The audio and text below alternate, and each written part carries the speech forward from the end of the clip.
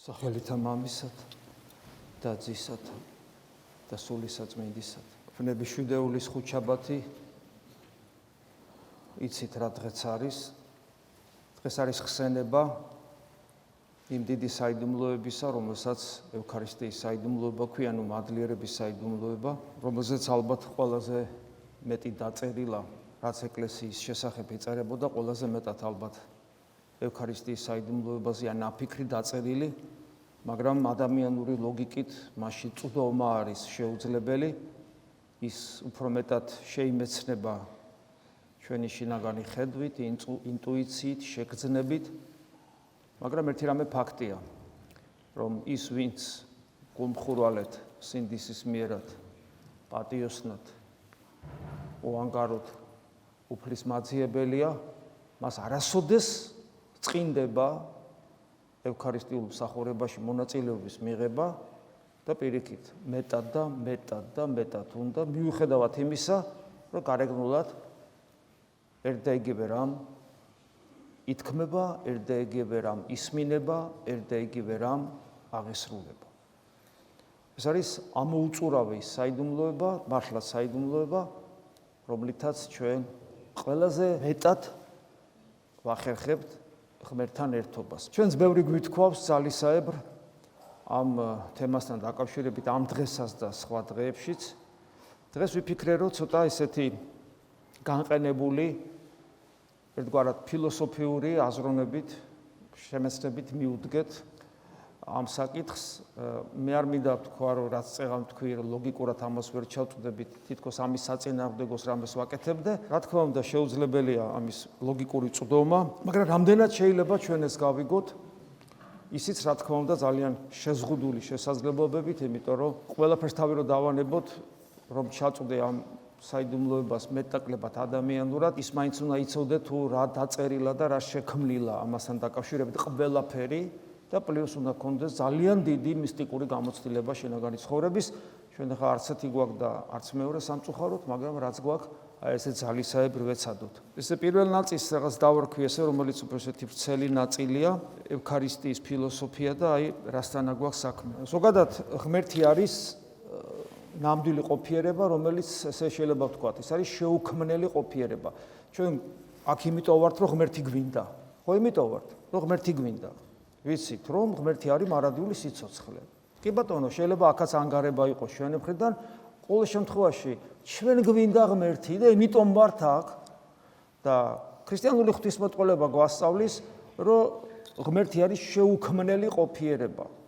ის არავის არ შეუქმნია, ის არსებობს იმიტომ, რომ მას უნდა რომ არსებობდეს და არსებობს. კიდევ ერთი თვისება აქვს მას გარდა შეუქმნელობისა, ის რასაც ჩვენ არსებობას უწოდებთ, ყოფიერებას ვხედავთ, შევიგრძნობთ, განვიცდით, ჩვენი გზნობის ორგანოებით ლოგიკურად გამსაზღვრავთ, წინასწარ მათემატიკური მოდელირების გზით, წინასწარ კანონებს აღმოვაჩენთ, ანუ მეცნიერულად წინასწარ მეტყველებთ, მაგრამ ეს ყველაფერი ამ სამყაროს ეხება, ის შეუქმნელი ყოფიერება ეს არ არის, ამიტომ მას ვუწოდებთ ტრანსცენდენტულს. ტრანსცენდენტული ნიშნავს არანაირი შესაძლებლობა აქაურს, არაფერს. ელემენტარული ნაწილაკი იქნება ეს, თუ ბიოლოგიური სიცოცხლე იქნება, თუ ადამიანური აზროვნება იქნება, არაფერს არ აქვს უნარი მასთან წვდომის. ამიტომ ის იწოდება ტრანსცენდენტულად. მაგრამ ეგ არის ღმერთი და ჩვენ სწორედ ის გვინდა, რისი მიწვდომაც, ისი წვდომაც არის არსობრივად შეუძლებელი. და ჩვენ არაბნაირად მისი დაძლევა არ ძალგვიც. აქედან დასკვნა, თუ ჩვენ აი ამ ტრანსცენდენტულობის დაძლევა არ ძალგვიც, ის ჩვენთვის არ არსებობს. გესმით რა შეასაქმე? როცა ათეისტები ამბობენ, რომ ღმერთი არ არსებობს, რაღაცა გაგებით მართალნი არიან, იმიტომ რომ მათ გამოკეტეს თავიანთი თავი სამგანზომილებიან სივრცეში, მატერიაში, მატერიალურ სტიქიებში გამოკეტეს, დაიმცრეს თავი, არ მისცეს თავის შემეცნების უნარებს გასაქანი, იმიტომ რომ დევს ჩვენში რაღაცა საიდუმლოებრივი, იმას გასაქანი არ მისცეს, დაკმაყოფილდნენ გონებრივი ლოგიკური აპარატით და ქედმაღლობენ, რომ ყველაფერი შეგვიძლია გავიგოთ და გავიგეთ. შეგვიძლია გავიგოთ და გავიგეთ. აი ამ ყოფიერების გარდა არაფერი არსებობს. მაგრამ ჩვენ ხო ასე არა ვართ. ჩვენ რატომღაც ვიცით, რომ ღმერთი არის. მაგრამ ჩვენ ვიცით, რომ მასთან წვდომის უნარი არ აქვს. მაგრამ ღმერთი არის გარდა იმისა, რომ ტრანსცენდენტულია, გარდა ამის არის იგი ყოვლის შემძლე. ჩვენ რწმენით ვიცით, რომ მან შექმნა ჩვენ თავის მსგავსად. ეს ნიშნავს იმას, რომ ჩვენ მასთან ერთობის შესაძლებლობა გვაქვს, ოღონდ ეს ჩვენ არ ვიცით როგორ გავაკეთოთ. ჩვენ არა გვაქვს უნარი მასთან კავშირზე გავიდეთ. და ჩვენ ისიც ვიცით, ქრისტიანული ღვთისმეტყველება გვასწავლის, რომ ქმნილ სამყაროში მატერიის, რასაც ჩვენ აღვიქვავთ, გარდა არსებობს რაღაც ცოცხალი ენერგიების სფერო, რომელიც დემონური ძალებია, პიროვნული, რომელიც როგორც კი გაქვს მცდელობა, რომ რაღაცა საშუალებებით გაარღვიო ეს მატერიალური ქერქი და ცოტა იქით გაიხედო, ტრანსცენდენტულ ყოფიერებაში კი არ გადიხარ. არამედ დემონურ სამყაროში გადიხარ. გესმით? და ამიტომ პრაქტიკულად არანაირი შესაძლებლობა ადამიანს იქ გარღვევის არ აქვს. იმიტომ რომ შეუძლებელია. მაგრამ ღმერთი არის ყოვლის შემძლე. ამიტომ შეუქმნელი ყოფიერება, როგორც ცოცხალი და ყოვლის შემძლე, რომელმაც თავისი სიბრძნით შექმნა სამყარო თითოეული ადამიანი და ჩვენ მის ხატა და მსგავსად, ხატა და მსგავსად ნიშნავს, რომ გვაქვს პოტენციაში ის თვისებები, რაც მას თელი სისავსის აქვს. ეს არის მოაზროვნეობა და თვითუფლებრიობა, ანუ ის რომ რეალიზდება თავისუფლები გავხდებით. და აი ამის გარდა ჩვენ შექმნა ამ სამყაროს გვირგვინად. ანუ ეს დიდებული სამყაროს გვირგვინი არის ადამიანი. მიუხედავად იმისა, რომ ზომით ადამიანი არც არსებობს ამ სამყაროში.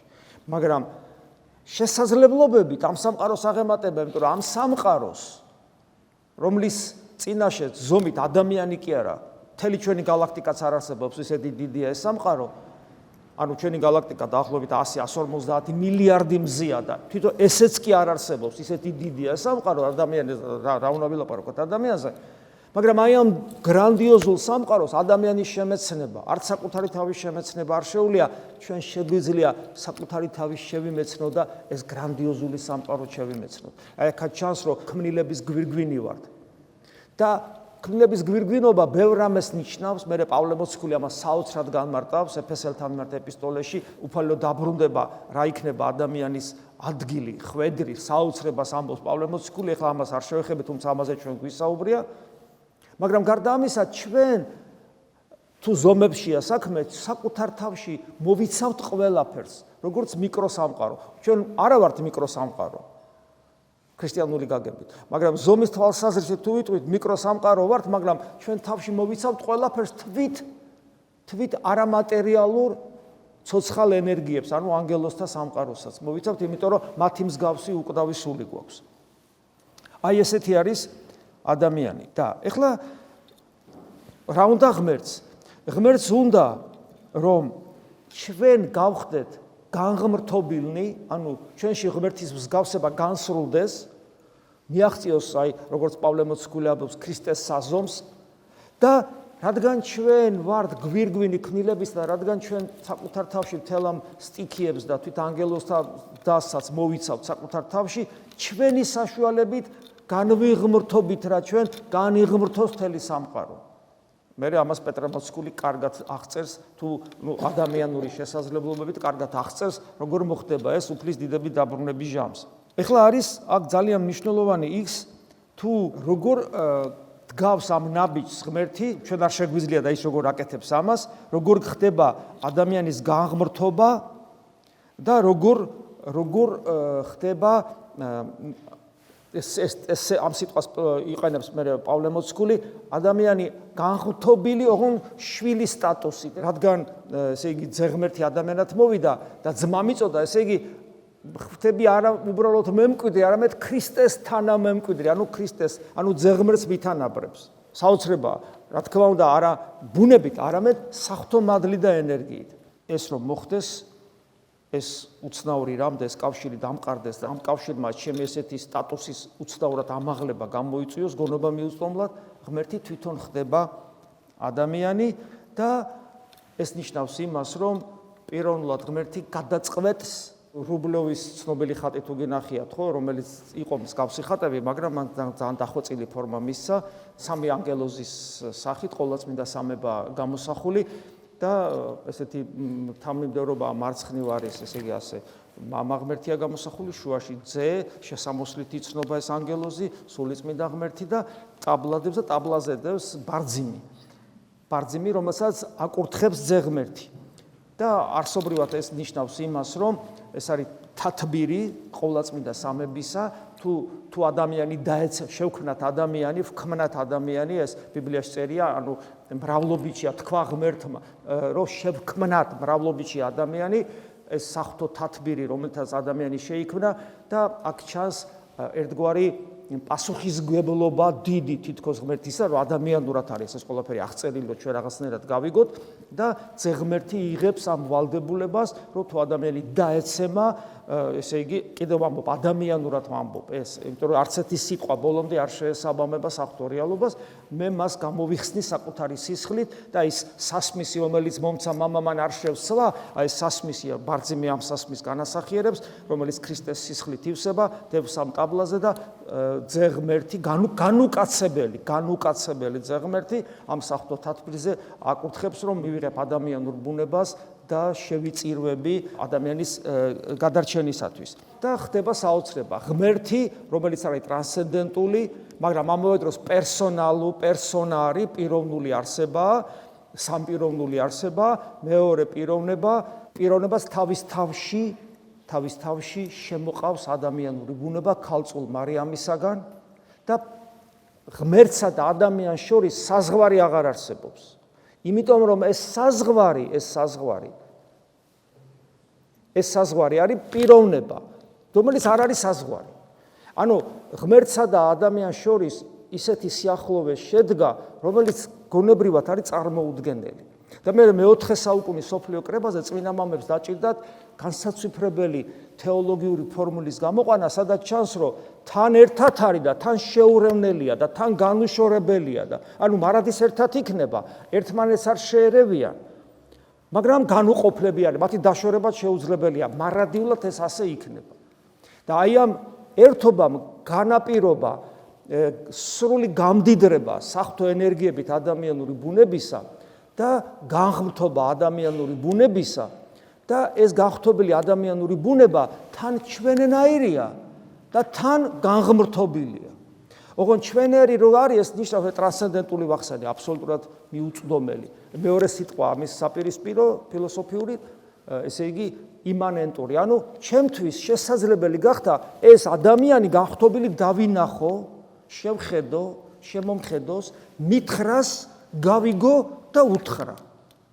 და მე რო არ ვიცი ღმერთი როგორია და რა თვისებები მას შეიძლება გქონდეს, თავისი ადამიანური ცხოვრებით დამანახოს, არა მხოლოდ ადამიანი რომ არის, რომ მოშვიდა და შეჭამა და დაიღალა და დაიძინა, არამედ დამანახოს ღვთაებრივი თვისებებიც. და საოცრება, ღვთაებრივ თვისებებში ყოვლის შემძლეობა ჩანს, რომ ხო წყალზე გაიერა, 4 დღის გახსნელი მიცვალებული აღადგინა და ასე შემდეგ. მაგრამ კიდევ ერთი საოცრება ის არის, რომ ისეთი თვისებები გამოავლინა და ჩემს სავალდებულოდ მაჩვენა, რომ ეს მივიღო და გავითავისო, როგორც არის თავდაბლობა, როგორც არის სიმშვიდე, როგორც არის ღვთისნებისადმი მორჩილება, როგორც არის აბსოლუტური გულმოწყალება, მიმტევებლობა, სიყვარული, მოთმინება და თურმე ეს თვისებები, რომელიც ზოგადად მე ვხვდები, რომ ადამიანს ამშვენებს, როგორც ასეთი, თურმე საღვთო თვისებები ყოფილა. საღვთო თვისებები ყოფილა, რომელიც ჩემს სავალდებულოდ მიჩვენა და გვითხრა, რომ ჩემგან ისწავლეთ და ასეთები უნდა იყოთ. მე აღმოჩნდა ისიც ქრისტიანულ ღვთისმეტყველებამ ასწავლის, რომ ეს აბსოლუტურად შეუძლებელია ადამიანისგან და იმისათვის, რომ ეს შესაძლებელი გახდეს, ადამიანური ბუნება, რომელიც მან განახტო, ამ ადამიანურ ბუნებას მიზიარებს. მე ადრეს გითხარით, რომ ტექნიკური შედარებაა და ძალიან არასასიამოვნოც, მაგრამ რაღაცა ტექნიკური ტვინისათვის ცოტა გასაგებია, რომ აი ძლიერი მაგნიტი რო ავიღოთ რკინა, რომელიც არ არის მაგნიტი, როგორც კი ამ მაგნიტს მივადებთ, ეს რკინა მაგნიტის თვისებებს იძენს და თუ აქ დაბლა კიდე რკინები ეყრება და ეს უკვე მაგნიტის თვისება შეძენილი რკინა იმ პატარა რკინებს მიედება, ისინიც მაგნიტის თვისებებს შეიძენენ. ანუ ყველა ბერე ეს რკინა ამის ჩათვლით იძენს აი ამ მაგნიტის თვისებებს. ანუ ღმერთის თვისებებს იძენს ადამიანი, ადამიანური ბუნება, რომელიც ღმერთის პიროვნებაში შეუერთდა ღმერთს და ჩვენ ყველანი შეერთებული საიდუმლოებრივად ქრისტეს ადამიანურ ბუნებასთან ვიძენ ღვთაებრივ თვისებებს. და უმთავრესი ეს ღვთაებრივი თვისებები არის თავდაბლობა, როგორც გითხარით, სიმშვიდე, გულმოწყალება, სიყვარული, მიმტევებლობა, მოთმინება და ასე შემდეგ, რომელთაც დასტურდება, რომ შენ ხარ ქრისტიანი. გათავისებული გაქვს განღმრთობილობა. სასწაულით კი არ დასტურდება. შეიძლება სასწაული განუღმრთობელმა ადამიანმაც მოახდინოს, რატომღაც ღმერთმა დაუშვა, რომ მისი ხელით რაღაცა მოხდა. ეგ არის თვლებაც წმინდანობის ნიშნა. წმინდანობის ნიშანია თავდაბლობა, სიმშვიდე, მიმტევებლობა, გულმოწყალება, სიყვარულის უნარი, რომელიც ვლინდება ადამიანის მიმართ და ცეცხლოვანებაში, სარწმუნოებაში ქრისტეს ერთგულების თვალსაზრისით. გარდა ამისა, ეხლა ეს თვითონ პროცესი ერთობისა როგორ ხდება, ღმერთი ეძებს დასაყრდენს. სად და ქვაში ხო არ მოვა ღმერთი? ღმერთი ყველგან არის, მაგრამ როგორც პერსონა მასთან შეხვედრა, სად უნდა მოხდეს ეს? ქვაში არა, მთვარეზე არა, ცხოველში არა, სად? იმიტომ რომ რატომ? იმიტომ რომ ღმერთი არ არის დრო და სივრცე. ღმერთი არ არის მატერია. ამიტომ დროსა და სივრცეში და მატერიაში მას ვერ პოულობ. აბა სად? გონიერია, გონიერი ადგილას და ამაზე ხშირად ვთქვავს. ერთ-ერთი გონიერი ადგილი ხილულ სამყაროში ეს არის ადამიანური გული. და სწორედ ადამიანურ გულში ხდება ეს შეხვედრა და მე ადამიანური ბუნება უკვე როგორც დამტევნელი ღმერთისა ქრისტეში და ჩვენც ქრისტესთან ერთობის მქონენი ნათლობის და ზიარების გზით ჩვენც ხვდებით დამტევნელი საღვთო მადლისა და ენერგიისა. მოკლედ მოხდა ესეთი რამე, რასაც აი ეს გამოცხადება ქვია ღმერთისა, უმწვერვალესი გამოცხადება, ამაზე დიდი გამოცხადება აღარასოდეს აღარ იქნება სამყაროში, რომ ღმერთი ადამიანად მოვიდა და იმაზე დიდ სრულ სისავსეს, აი ეშმარიტება გამოთქმული ადამიანურ სიტყვაში, ხო? ეს მნიშვნელოვანია, რომ ჩვენ გავიგოთ, იმაზე დიდი სისავსით აღარ მოხდება, როგორც ეს წმინდა წერილშია, როგორც ეს იოანეს სახარებაშია, როგორც ეს პავლე მოციქულის ეპისტოლებშია. ამაზე მეტი სისავსით. ვერავინ, ვეღარასოდეს, აღარასოდეს იქნება გამოთქმული საღვთო საიდუმლოებანი. ყველაფერი დანარჩენი მერე რაც ითქმება, თუნდაც დღეს 2000 წლის განმავლობაში არის მხოლოდ შესაძლებლობა ამ გამოთქმულში წვდომისა.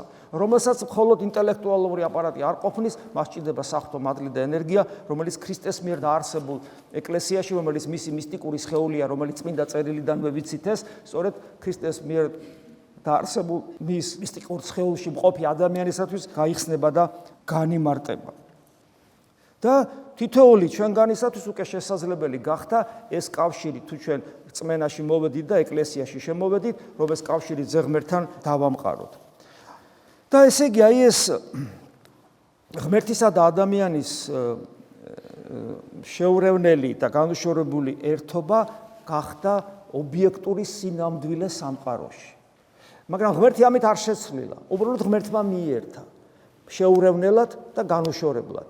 და ეს არის ახალი მოცემულობა სამყაროში, ამ ახალი მოცემულობის გამოძახილია ეკლესია. ამიტომ არის ეკლესია სვეტი და სიმტკიცე ჭეშმარიტებისა და ამიტომ ეკლესიის მიღმა გადარჩენა არ არსებობს, იმიტომ რომ ის რაც მოხდა 2000 წლის წინ, იმის განსხეულება არის ეკლესია. იმის განსხეულება არის ეკლესია და აი ეს ევქარისტიის საიდუმლოება, როცა თქვენ ახლა ეზიარებით, ევქარისტიის საიდუმლოებაში ეს რეალიზდება, რომელიც კიდევ ვიმეორებ, ჩვენ ლოგიკას არ ემორჩილება, მაგრამ 2000 წლის განმავლობაში გვაქვს რა უპირობო ნდობა ქრისტესადმი, ეს არის ჩვენი რწმენა. ჩვენ ვირწმუნეთ, რომ ის ღმერთია და მას უპირობოდ ვენდობით. ეკლესია ასევე როგორც სვეტი და სიმტკიცე ჭეშმარიტებისა მას უპირობოდ ვენდობით. მორწმუნის მხრიდან არანაირ რევიზიას არ ექვემდებარება ევქარისტიის საიდუმლოების სიდიადე და ნებისმიერი მცდელობა, რომ მოვახდინოთ მისი რაციონალიზაცია აბსოლუტურად შეუძლებელია. კიდევ ერთხელ ვიმეორებ, იმიტომ რომ ეკლესიის ისტორიაში ძველათაც და ახლაც იყო შემთხვევები, როდესაც ადამიანები ცდილობდნენ რაციონალურად განემარტათ. აი, მინდა რომ უფრო გასაგები გავხადოთ ჩემთვის, როგორ არის პური და ღვინო, როგორ ხდება ის ხორცი, რომელიც ჯვარზე კვდება და ის სისხლი, რომელიც ჯვარცმულ ქრისტეს ზდის, ზუსტად ის ხორცი და ზუსტად ის სისხლი როგორ არის.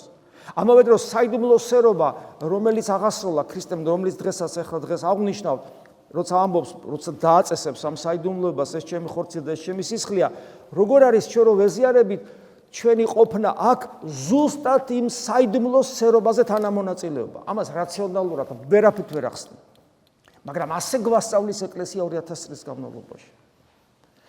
გესმით, ასე გვასწავლის და ნებისმიერი მცდელობა ეს უფრო მეტად განმარტებული გავხადო, როგორც წესი საშინელ ფორმულირებებს იღებს და მე ეკლესიის ერთი მთლიანობა ამას დაინახავს ხოლმე და ისეთ ცნობილ ღვთისმეტყველებს დამართვიათ ეს შეცდომა, რომ უბრალოდ გავგდები, რომ რა მათქმეინა ამ კაცს.